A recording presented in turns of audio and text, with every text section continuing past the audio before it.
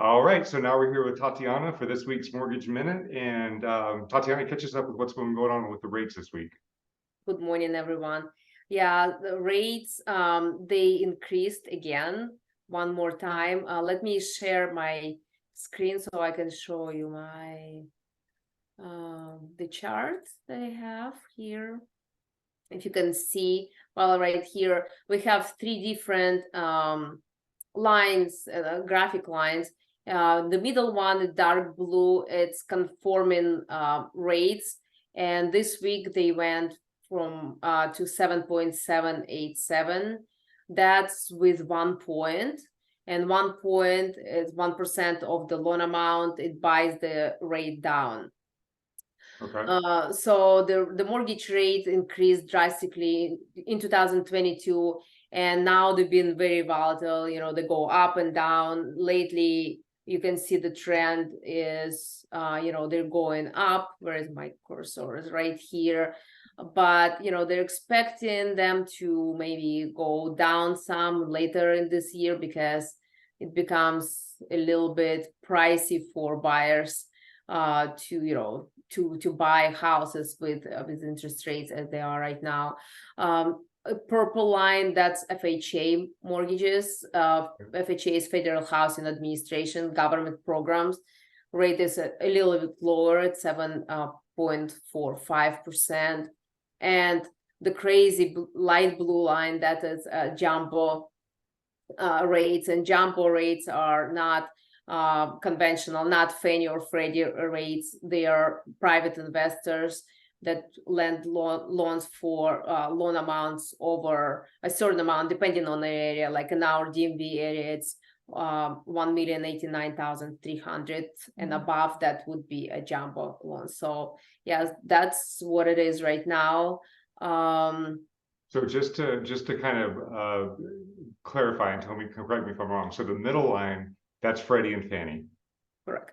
Okay.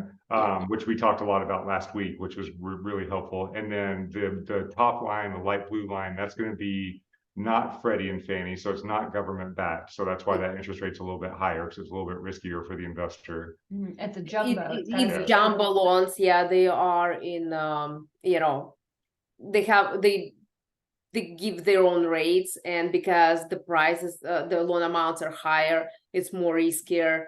And as of right now, the rates are higher than on conventional loans. If you can see here, at some point they kind of meet here in beginning of October, but right now on 16th last week they were almost the same. Now there is a little bit higher gap, so they kind of all over the place. You can see the zigzag. And FHA is the bottom one. And I think we're talking about FHA soon. We're going to go into that in more detail, right? Yeah, I think it's a good idea to talk about it. Okay.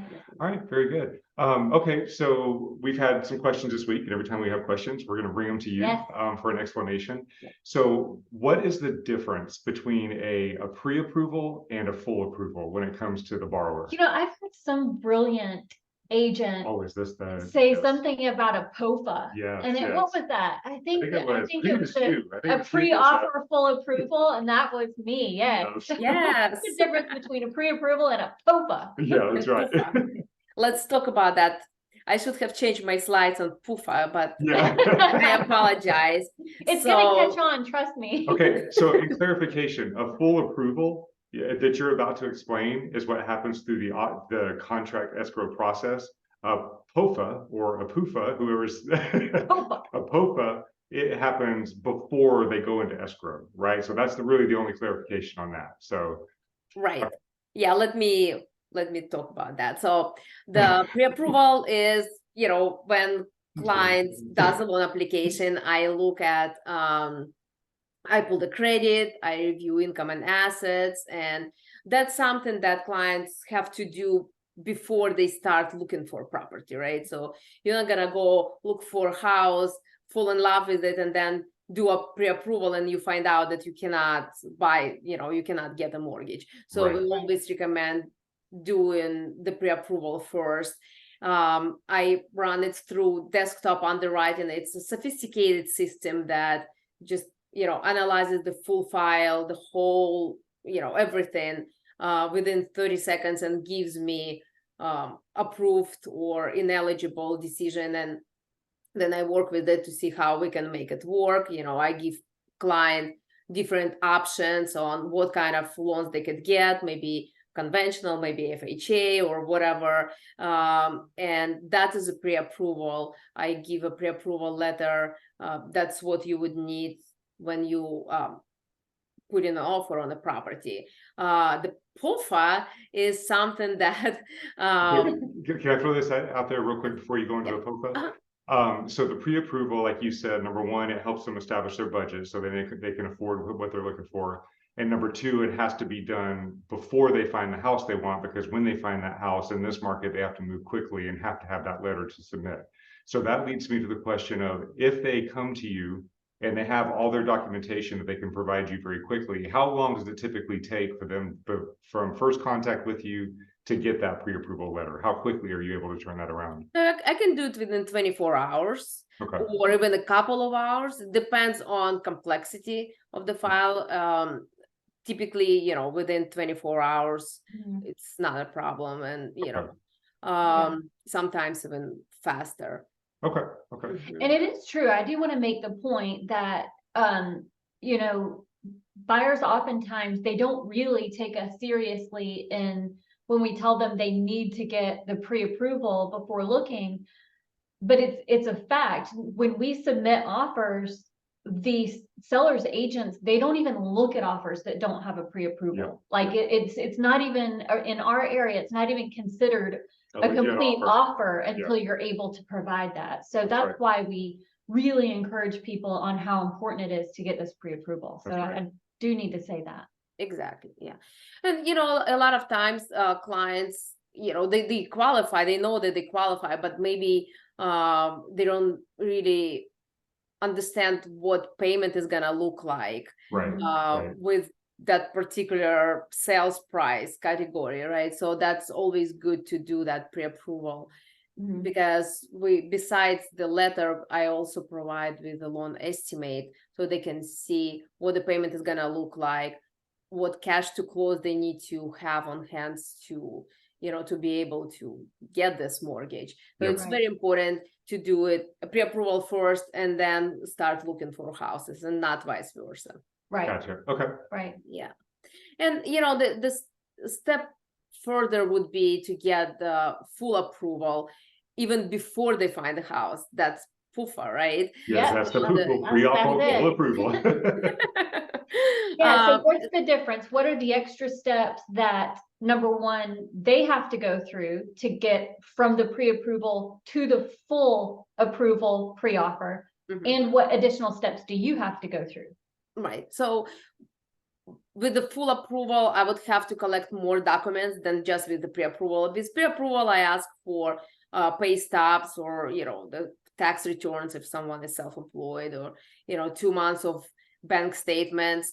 With the full approval, I might need to ask for additional documents, like maybe driver license, of course, and IDs or some other document that could be, pertaining to their particular situation. So, and then we'll send them forms to sign, like disclosure forms saying that, we want to proceed with the full approval. There's no obligation, there's no cost for that, but it just gives them that extra assurance and make them stronger buyers when it goes through the full approval. So I send the file in our process, operations center. The processor will pick up the file, maybe do some verifications of employments and things like that, and then send the file to underwriting. And the underwriter is a person who has a higher level of authority to, basically look through the whole file, all details, and give a commitment to land. They say, we're giving you commitment letter. The commitment letter might have some conditions on that. It could be, we call it conditional approval, because you definitely need a property, right, before you can get a mortgage. So one of the conditions would be get under contract. Maybe we need to get appraisal done. Maybe they ask for some additional documentations, but that full approval on hand will make the buyer much stronger candidate and more appealing to a seller than someone who just has a pre-approval. Yeah, right? That's exactly right, because in this market, you're still going against, all the buyers are going against other offers. So oftentimes this allows us to write an offer without a finance contingency. Yeah. You know, and with Tatiana, for example, we're able to confirm with her, like, hey, this is a full approval, right? Can we waive the finance contingency? And if she's put it through processing, underwriting, and they've still given you guys that conditional commitment letter, then that's a yes. Yep. You know, and that doesn't mean we don't require an appraisal contingency. Sure, we would keep that and whatever else you needed, but it's almost as good as a cash buyer or a cash offer, right? It's amazing. It's incredible. And the closing can happen quicker. So you've closed deals for us in as low as 10 days with this being in place. So, and for sellers, that's very enticing because they want to know that they're going to be at risk of the contract falling through for shorter periods of time. Right. So there's a lot of benefits for that full approval. Yeah, and the fact that the borrower doesn't really have to do much more to go that extra step. Yeah. You know, it's like the difference is just a few additional docs that are needed. You know, it's really not that. Yeah. There's not a whole lot there, but I think that a lot of times buyers are worried that means they're locked into the loan. So Tatiana, can you just say again, for clarification's sake, you've already said it once, that it's no obligation. Absolutely, there's no obligation. Nobody's gonna force you to buy a house if you cannot find the house you like. Nobody's gonna give you a mortgage if there's no house.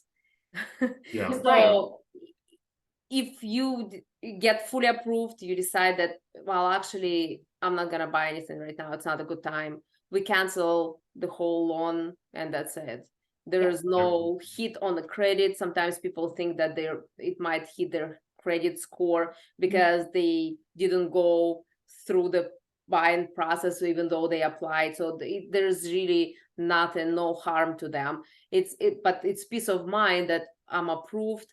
And now I went through all, the hard part, providing documents. And now when you find the house, you can just concentrate on packing, right? You don't have to worry about this approval process and running around getting documents while everything is already packed. And then I would start asking you for documents if we would do it other way around, right?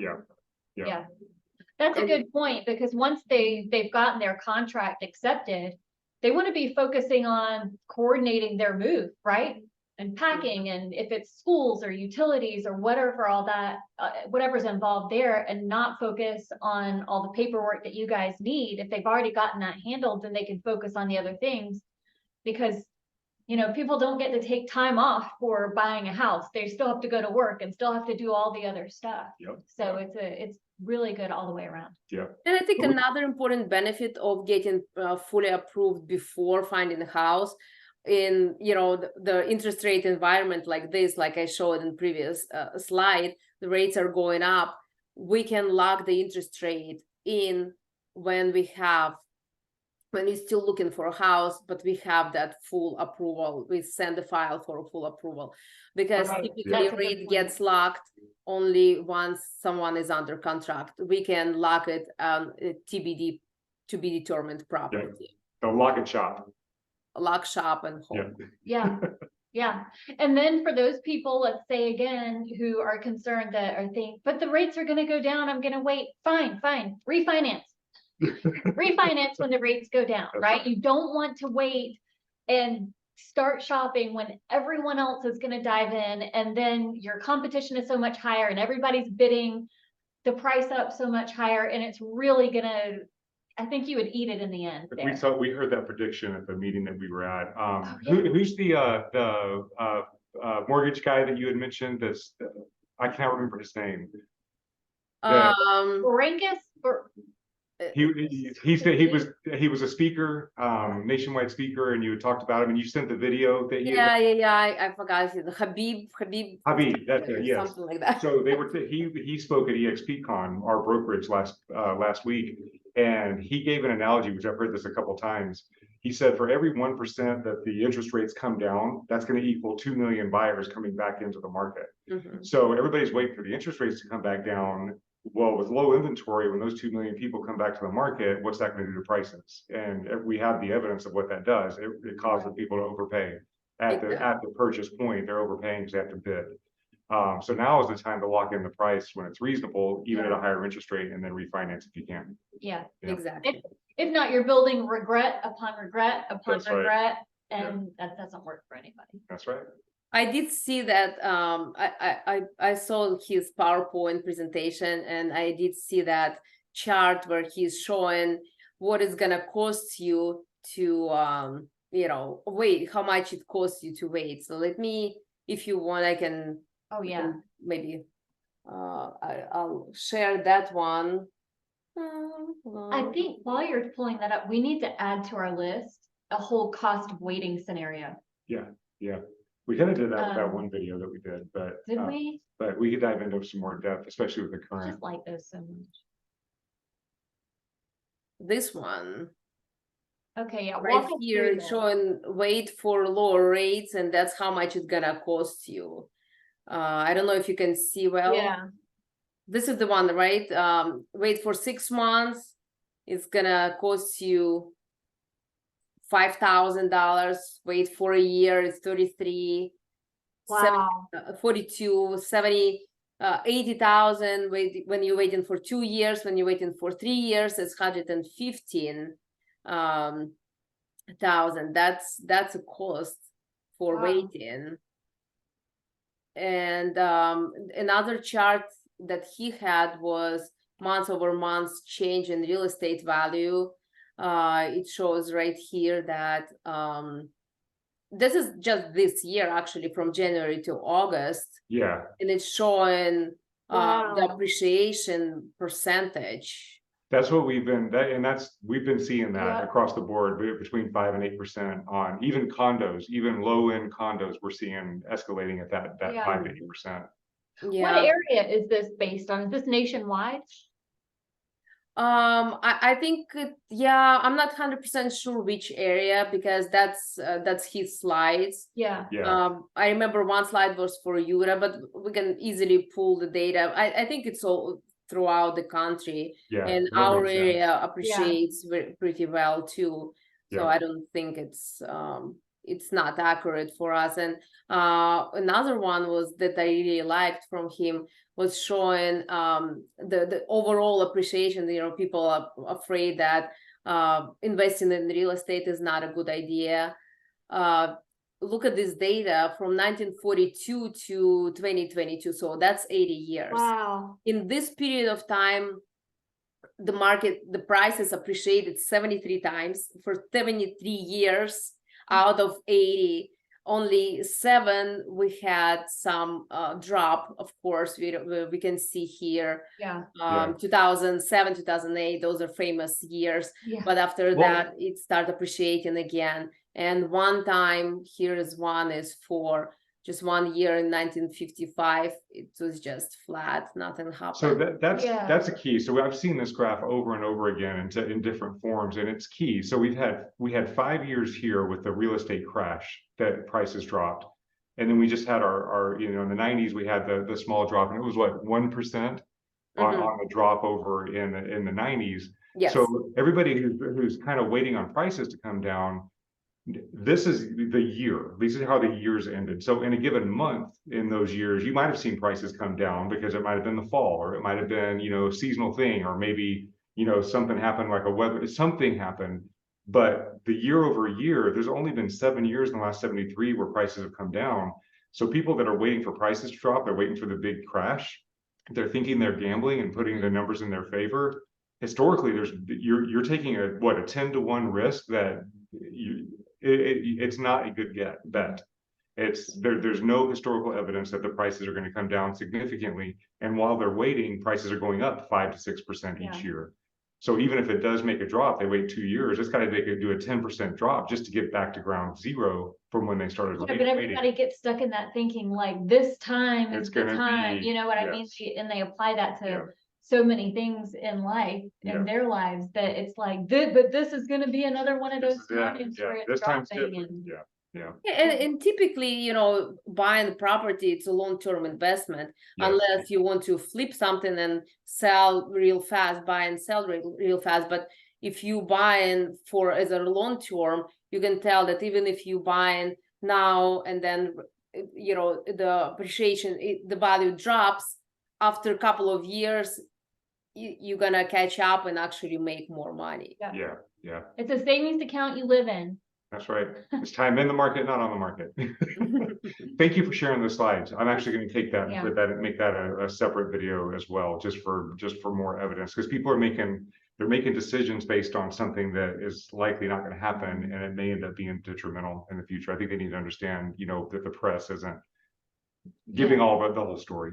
So I'll send you that PowerPoint presentation. Okay, that'd be fantastic. All right. All right. Well, I hate to cut this short, but I've got to head out for an appointment. Did you have anything else, or do you have any other questions? Or I have nothing, but I really love that top on you. Oh, thank you. I love yours. Thank you. What about my top? Your top looks great too. I should have been in black. Oh yes, well, yours of course. You get the black and mo. All right. All right. Have a great week, and we'll see you next week. All right. Thank you. Bye. Bye. Bye.